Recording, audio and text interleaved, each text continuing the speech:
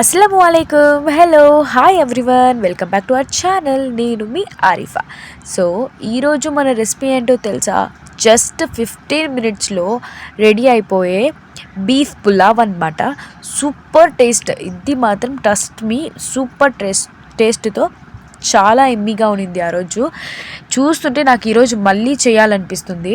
So ఇంకా late ఎందుకు, let start the recipe. First అయితే మనం బిర్యానీ స్పైసెస్ని తీసుకోవాలి. ఇవన్నీ తీసి సైడ్లో పెట్టుకోవాలి. నెక్స్ట్ 5 టొమాటోస్ని చిన్న పీసెస్లోకి కట్ చేసి పెట్టుకుందాం. 6 ఆనియన్స్ని కూడా పెట్టుకోవాలి. నెక్స్ట్ పుదీనా, కొత్తిమీర. 80% వరకు బీఫ్ బాయిల్ చేసుకోవాలి. నెక్స్ట్ ఒక ప్యాన్లో కుక్కర్లోకి ఆయిల్ వేసుకోవాలి.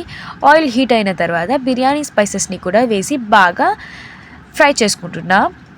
నెక్స్ట్ మనం ఆనియన్స్ని కూడా వేసి బాగా ఫ్రై చేసుకోవాలి. ఆనియన్స్ పింకిష్ కాకుండా బ్రౌనిష్ అయ్యేంత వరకు కొంచెం చాలు బ్రౌనిష్ ఫ్రై చేసుకుందాం. ఇప్పుడు కొంచెం టైం ఉంది కాబట్టి మనం రైస్ని తీసి వాష్ చేసుకోవాలి. చూసారు కదా, ఇంతవరకు చాలు. ఇప్పుడు మనం జింజర్ గార్లిక్ పేస్ట్ని కూడా వేసుకోవాలి. వేసి పచ్చి వాసన పోయేంత వరకు ఫ్రై చేసుకుందాం.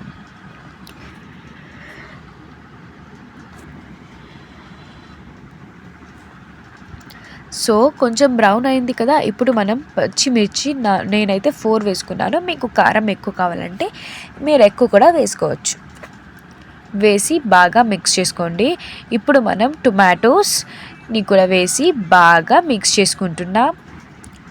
సో ఇప్పుడు బాగా మిక్స్ చేసుకోండి. నెక్స్ట్ అయితే ఇప్పుడు మనం కొత్తిమీర, పుదీనా బాగా మెత్తగా అయ్యేంత వరకు, టొమాటోస్ మెత్తగా అయ్యేంత వరకు ఫ్రై చేస్తూనే ఉండాలి. 80% వరకు కుక్ చేసి పెట్టుకున్న బీఫ్ని మనం ఇప్పుడు వేసుకుంటున్నాం. ఒక 1 లెమన్ నిమ్మరసాన్ని బాగా స్క్వీజ్ చేసేయండి.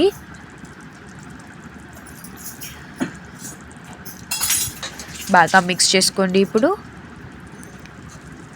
సో ఫుల్ ఫ్లేమ్లో పెట్టి బాగా ఒక 10 మినిట్స్ వరకు దీన్ని బీఫ్తో మ్యారినేట్ చేసుకోవాలి. చూస్తున్నారు కదా, ఇలా వచ్చేసి ఉడకాలన్నమాట. సో ఇప్పుడు గరం మసాలా 1 ప్యాకెట్,